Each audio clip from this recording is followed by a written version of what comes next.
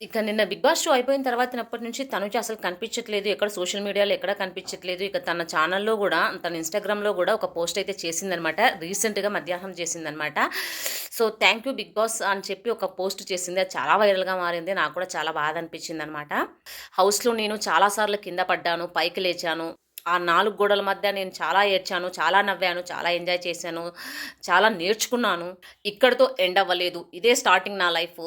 Thank you so much Bigg Boss అని చెప్పి ఒక మెసేజ్ అయితే ఇచ్చిందనమాట. చాలా వైరల్‌గా అయిపోయిందది. చాలా మంచిగా ఉంది మెసేజు. ఆ మెసేజ్‌లో చాలా బాధ ఉన్నట్టు అనిపిస్తుంది నాకైతే. సో, నేనేమనుకుంటున్నానంటే లాస్ట్ టైమ్ లాగా శ్రీహానో, రేవంత్ లాగా చేసి ఉండుంటే బావుండేమో! అలా వచ్చేది కాదేమో అని చెప్పి నాకనిపిచ్చింది.